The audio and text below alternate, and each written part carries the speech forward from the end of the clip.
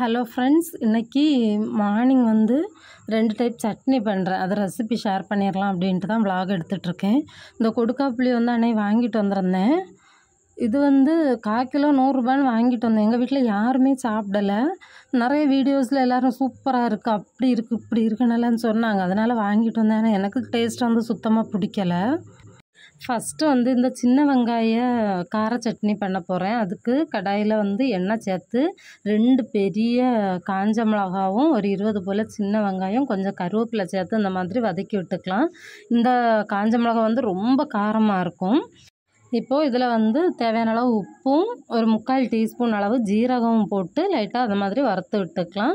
அதுக்கப்புறம் 2 பெரிய தக்காளி வந்து கட் பண்ணி வச்சுருந்தேன், அதையும் சேர்த்து நல்லா வதக்கி விட்டுக்கலாம். உங்களுக்கு காரம் இன்னும் அதிகமாக வேணும் அப்படின்னா நீங்கள் இன்னும் எக்ஸ்ட்ரா காரம் கூட சேர்த்துக்கலாம். இந்த காரம் வந்து ரொம்ப காரமாக இருக்கும். இன்னும் இது போக நம்ம கலருக்காக கொஞ்சம் காஷ்மீரி சில்லியும் சேர்ப்போம். ஸோ அதனால தான் நான் வந்து அவ்வளோ சேர்த்துக்கிட்டேன். தக்காளி வந்து நல்லா வதங்கினதுக்கு அப்புறமா ஒரு கைப்பிடி நிறைய தேங்காய் போட்டுக்கலாம். நான் வந்து சின்ன தேங்காயில் ஒரு முடி தேங்காய் எடுத்திருக்கேன். இப்போ இதில் 1/4 டீஸ்பூன் மட்டும் காஷ்மீரி சில்லி பவுடர் சேர்த்துருக்கேன். இது வந்து நல்ல கலர் கொடுக்கும், அதுக்காக தான். இது வந்து இந்த மாதிரி நல்லா அந்த பச்சை வாசனை எல்லாம் போகிறதுக்கு லைட்டாக வதக்கி விட்டுட்டு 5 பல் பூண்டு போட்டுக்கலாம். இந்த பூண்டு வந்து லாஸ்ட்டாக சேர்த்தோம் அப்படின்னா இந்த பூண்டோட ஃப்ளேவர் வந்து அதிகமாக தெரியும், அதுக்காக தான் லாஸ்ட்டாக சேர்த்துருக்கேன். இன்னும் நல்லா ஆற வச்சு இந்த மிக்ஸி ஜாரில் போட்டு நல்லா அரைச்சி எடுத்துட வேண்டியது தான். வீடியோ கன்டினியூ பண்ணுறதுக்கு முன்னாடி ஒரு குட்டி ப்ரொமோஷன். மாமாஎர்த்லேருந்து 2 ப்ராடக்ட்ஸ் வாங்கியிருக்கேன், அதை பற்றின டீட்டெயில்ஸ் பார்க்கலாம். ஃபஸ்ட்டு இது வந்து குழந்தைங்களுக்கான body wash, milky soft body wash.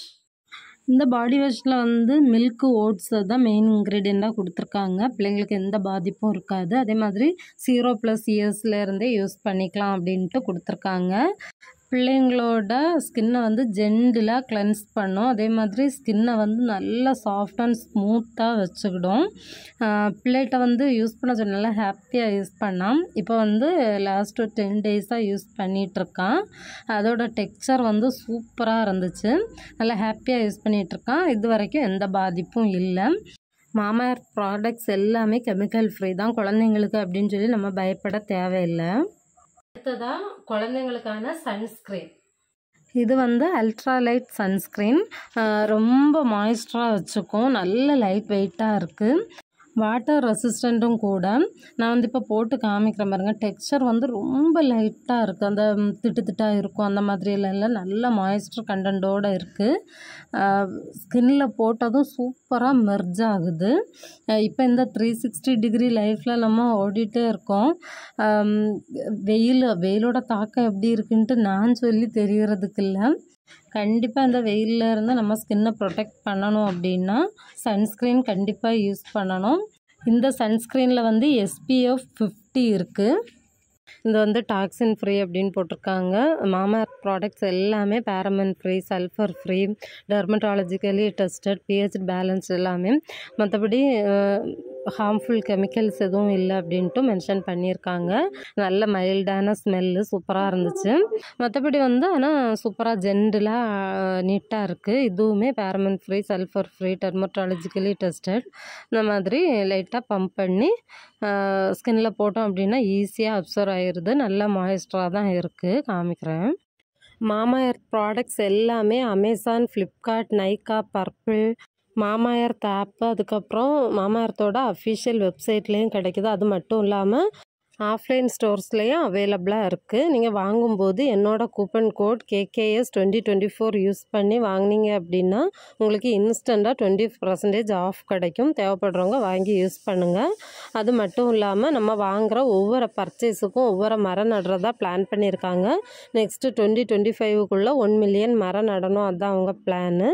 அதே மாதிரி மாமாஎர்த் வந்து பிளாஸ்டிக் பாசிட்டிவ் இந்தியன் பிராண்டு. நம்மளும் சப்போர்ட் பண்ணுவோம். பிடிச்சவங்க வாங்கி யூஸ் பண்ணுங்கள். சட்னிக்கு வறுத்ததெல்லாம் லைட்டாக ஆற வச்சுட்டு அதுக்கப்புறமா அரைச்சி எடுத்துக்கோங்க. ரொம்ப நைஸாக அரைக்க தேவையில்லை, கொஞ்சம் குறப்பாக அரைச்சி எடுத்துக்கோங்க. அப்போ தான் நமக்கு சட்னி சாப்பிட்றதுக்கு நல்லா இருக்கும். ரொம்ப வலுவலுன்னு இருந்துச்சுனாலும் நல்லா இருக்காது. இப்போ இந்த மாதிரி நான் சூப்பராக அரைச்சி எடுத்துட்டேன். இந்த ஜார் வந்து புதுசாக தான் வாங்கியிருக்கேன். இது பற்றின டீட்டெயில்ஸ் எல்லாம் ஆல்ரெடி ஷேர் பண்ணியிருக்கேன், செக் அவுட் பண்ணுங்கள். அப்புறம் தாளித்து விட்டுக்கலாம். அதே பேனில் வந்து கொஞ்சமாக எண்ணெய் சேர்த்து ஃபுல் அண்ட் ஃபுல் தேங்காய் எண்ணெய் தான் யூஸ் பண்ணியிருக்கேன். அதுக்கப்புறம் கடுகு போட வேணாம், உளுந்தம்பருப்பு, கொஞ்சமாக கருவேப்பிலை, அதுக்கப்புறம் ஒரே ஒரு காஞ்ச மிளகாய் கிள்ளி போட்டு தாளிச்சிட்டு, அதுக்கப்புறமா அரைச்சி வச்சுருந்தோம்ல அந்த விழுதை வந்து உள்ளே சேர்த்து லைட்டாக தண்ணியும் சேர்த்து நல்லா மிக்ஸ் பண்ணி விட்டுக்கலாம். தண்ணியோட கன்சிஸ்டன்சி வந்து நீங்கள் அட்ஜஸ்ட் பண்ணிக்கோங்க. அதுக்கப்புறம் உப்பு வந்து பார்த்துட்டு உங்களுக்கு பத்தலை அப்படின்னா எக்ஸ்ட்ரா போட்டு பண்ணிக்கோங்க. உப்பு வந்து ஒவ்வொருத்தங்களும் யூஸ் பண்ணுற உப்பு ஒவ்வொரு அளவில் இருக்கும். அதனால் உப்பெல்லாம் வந்து அளவு கரெக்டாக மென்ஷன் பண்ண முடியாது. இது வந்து அடுத்த இன்னொரு சட்னி, உளுந்து சட்னி தான் பண்ணிகிட்ருக்கேன். இதுக்கும் வந்து 1 டேபிள் ஸ்பூன் அளவு எண்ணெய் சேர்த்து 1/4 கப் அளவு உளுந்து, 1 டேபிள் ஸ்பூன் வந்து கடலைப்பருப்பு இவ்வளோ சேர்த்து நல்லா வறுத்து எடுத்துக்கலாம். நல்ல வாசனை வர்றது வரை வறுத்துட்டு அதில் வந்து 1 டீஸ்பூன் ஜீரகம், 4 பல் பூண்டு சேர்த்துக்கலாம். இதுவுமே நல்லா வதங்கணும். இதில் வந்து பூண்டு ஃப்ளேவர் வந்து வரணும். வந்ததுக்கு அப்புறமா ஒரு கொத்து கருவேப்பிலை, அதுக்கப்புறமா ஒரு சின்ன துண்டு புளி, சின்ன வெங்காயம், எல்லாத்துக்குமே சின்ன வெங்காயம் தான் யூஸ் பண்ணியிருக்கேன். ரொம்ப டேஸ்ட்டாக இருக்கும். அதுக்கப்புறம் தேவையான அளவு உப்பும் போட்டுக்கலாம். சின்ன வெங்காயம் வந்து நான் ஒரு 15 போல் யூஸ் பண்ணியிருக்கேன். நீங்கள் தேவைப்பட்டால் எக்ஸ்ட்ரா 10 கூட போட்டுக்கோங்க, நல்லா தான் இருக்கும். இந்த மாதிரி நல்லா வதக்கிட்டு அதுக்கப்புறமா 3 பச்சை மிளகாய் போட்டுக்கலாம்.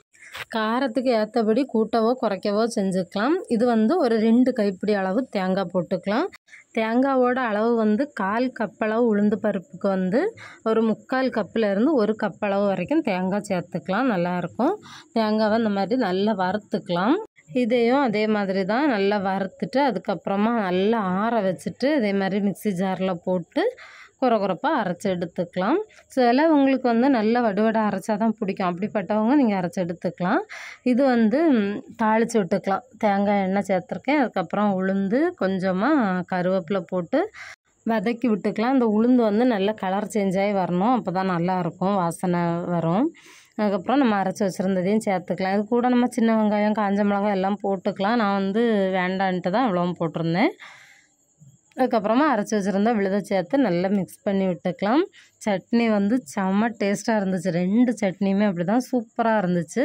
நான் ஏதாவது சொதப்பல் வந்தாலும் கண்டிப்பாக வீடியோவில் வந்து ஷேர் பண்ணுவேன். ஆனால் இது எந்த சொதப்பலும் இல்லை. டேஸ்ட் வந்து சூப்பராக இருந்துச்சு. இது வந்து ரொம்ப நேரம் அடுப்பில் போட்டு கிண்டிகிட்டே இருக்கக்கூடாது. லைட்டாக ஒரு மிக்ஸ் மட்டும் கொடுத்துட்டு நம்ம அடுப்பை ஆஃப் பண்ணிக்கலாம். இப்போ வந்து ஒரு குட்டி ஹாட் பாக்ஸில் வந்து மாற்றி வச்சுருக்கேன். இனி வந்து தோசை, ஆப்பம் எல்லாம் தேவைப்படுறவங்களுக்கு சுடணும். எங்கள் வீட்டில் இப்போ அடிக்கடி தோசை தான் சுடுறேன். என்னென்னா அடிக்கடிங்கிறத விட டெய்லியும் தோசை தான். அது ஏன்னா என் பையன் இருக்கான்ல, எப்பவும் டெய்லியும் அவனுக்கு வந்து தோசை தான் வேணும். முன்னாடி வந்து பூரி நல்லா சாப்பிடுவான். இப்போ வேறு எந்த பிரேக்ஃபாஸ்ட்டும் வேண்டாம், எனக்கு தோசை தான் வேணும். அதுவும் பேப்பர் மாதிரி இருக்கணும் தோசை. இப்போ 2 சட்னியும் எடுத்து வச்சுருக்கேன். அது இந்த சட்னி தோசை செம்ம காம்பினேஷன் சூப்பராக இருந்துச்சு. அவனுமே நல்லா விரும்பி சாப்பிட்டான். அதுக்கப்புறமா இங்கே காய்கறியெல்லாம் வந்து கட் பண்ணணும். கொஞ்சம் முருங்கைக்காய், கத்திரிக்காய், தக்காளி, பச்சை மிளகாய், எதுக்குன்னா கருவாடு குழம்பு வைக்கிறதுக்கு முரல் கருவாடு வந்து வாங்கி வச்சுருந்தாங்க. அது வந்து குழம்பு பண்ணுறதுக்காக எல்லாமே கட் பண்ணி எடுத்து வச்சிட்ருக்கேன். இனி வேறு எந்த ரெசிப்பியும் இந்த விலாகில் வந்து இன்க்ளூட் பண்ணலை. நிறைய பேர் கொஞ்சம் டவுட்ஸ் கேட்டதுக்கு வந்து ரிப்ளை கொடுக்கணும். நிறைய பேர் வந்து ஹஸ்பண்ட் என்ன பண்ணுறாங்க அப்படின்னு சொல்லி கேட்குறீங்க. ஹஸ்பண்ட் வந்து ஃபிஷ் பிஸ்னஸ் வந்து பண்ணிகிட்ருக்காங்க. அதுக்கப்புறம் நீங்கள் வந்து எங்கே ஒர்க் பண்ணுறீங்க அப்படின்னு சொல்லி கேட்டீங்க. நான் வந்து ஒரு மைக்ரோ ஃபினான்ஸில் வந்து ஒர்க் பண்ணிகிட்ருக்கேன். ப்ளேஸ் எல்லாம் கேட்குறீங்க, அதெல்லாம் ஷேர் பண்ண முடியாது. நிறைய பேர் தெரிஞ்சவங்க கமெண்ட்ஸில் வந்து ப்ளேஸை வந்து போடுறீங்க, இங்கே தானே ஒர்க் பண்ணுறீங்க, இந்த ப்ளேஸ் தானே, வீடு இங்கே தானே இருக்குது அப்படின்னு போடுறீங்க. அது இன்றைக்கி இல்லை, இனி எப்படின்னாலுமே அது வந்து ப்ரைவசிக்கு நல்லா இருக்காது. ஸோ ப்ளீஸ் யாரும் வந்து மிஸ்டேக் பண்ணாதீங்க. உங்களுக்கு தெரிஞ்சதுன்னா எனக்கு இன்ஸ்டாகிராமில் வந்து பர்சனலாக மெசேஜ் பண்ணுங்கள், இல்லை ஃபேஸ்புக்கில் பண்ணுங்கள். நான் கண்டிப்பாக ரிப்ளை பண்ணுவேன். எப்போ பார்க்குறேனோ அப்போ கண்டிப்பாக நான் ரிப்ளை பண்ணுவேன். அதே மாதிரி இன்னும் நிறைய பேர் இப்போ நிறைய மெசேஜஸ் எல்லாம் வருது, ரிப்ளை பண்ணலை அப்படின்னு கோச்சிக்கிறீங்க. எல்லாருக்கும் நம்ம கண்டினியூவாக இருந்து ரிப்ளை பண்ணிகிட்டே இருக்க முடியாது, புரிஞ்சுப்பீங்கன்னு நம்புகிறேன். அதுக்கப்புறம் நெகட்டிவாக கமெண்ட் பண்ணுறவங்கள பற்றி நம்ம எப்போவுமே பேச மாட்டோம், உங்களுக்கு தெரியும். நல்ல பாசத்தில் கூட நிறைய பேர் அக்கா நீங்கள் எப்படி இருக்கீங்க, எப்போவும் ஹாப்பியாக இருக்கீங்க, நல்லா சாப்பிட்றீங்க, நல்லா ஃபுல்லும் ட்ராவல்லே இருக்கீங்க, ஹாப்பியாக என்ஜாய் பண்ணுறீங்க அப்படியெல்லாம் சொல்கிறீங்க. அது வந்து என்ன ஆங்கிளில் சொல்கிறீங்கன்னா உங்களால் மட்டும் முடியுது, அது பணம் இருந்தால் தான் பண்ண முடியும் அப்படியெல்லாம் நினைக்கிறீங்க. நான் வந்து முன்னாடியே நிறைய வீடியோஸில் ஷேர் பண்ணியிருக்கேன். சின்ன சின்ன மூமெண்ட்ஸே நாங்கள் வந்து மிஸ் பண்ண மாட்டோம். பிள்ளைங்கள கூட்டிகிட்டு பக்கத்தில் எங்கேயாவது வெளியே போகிறது அந்த மாதிரி அப்பப்போ இருக்கும். நான் அதை வந்து அதுவும் இல்லை, லைஃப் ஸ்டைல் விலாக் ஆனதுனால நான் அந்த மாதிரி ஷேர் பண்ணி தான் ஆகணும். வீடியோ போடுறோம், நம்ம இன்ட்ரெஸ்டடாக ஸ்டார்ட் பண்ணியாச்சு, அதை கண்டினியூ பண்ணி தான் ஆகணும். அதுக்காக பண்ணிகிட்ருக்கோம். அதே மாதிரி நான் வந்து சஜஷனாக கூட நீங்கள் எடுத்துக்கோங்க. படிக்கிற பிள்ளைங்க எவ்வளோ படிக்க முடியுதோ அவ்வளோ படிங்க.